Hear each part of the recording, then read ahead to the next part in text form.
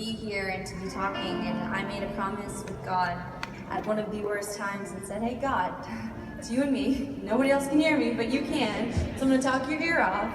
If you give me a chance to get back and to defy these odds that are being put against me, I'm going to use my voice and use my life for good. And he's held his end. Now it's my turn. That's so awesome. Tell me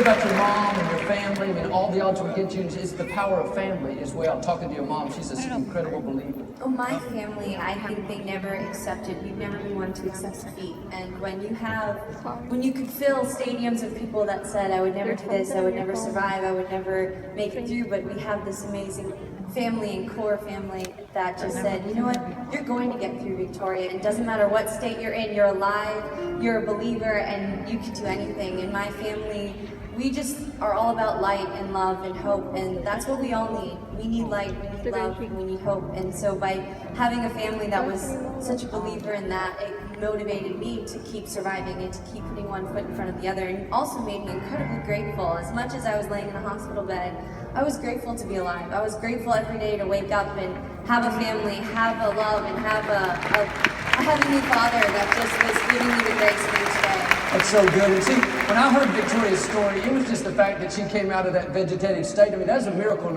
itself. And she was in the wheelchair, winning gold medals, and that was all great. So March, I got that email that she was walking again. So what a testament. So how did that happen? You weren't supposed to walk. What happened there?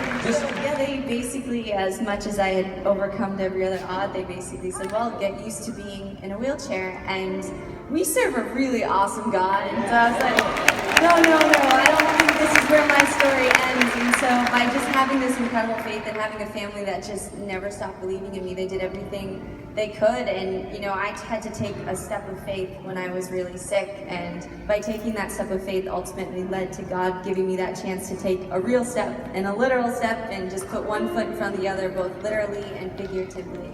And people ask to this day, I'll go to doctors and they'll look at my charts and they'll look at me and look down and look at me and I'm like, hello. And they're like, this makes no sense. This makes no sense. And I said, it's God. So if you're not a believer now, you hope you are after hearing this. He did it for her. He can do it for you as well. Until we meet again, may the Lord bless you and keep you. May the Lord show you His favor and have mercy.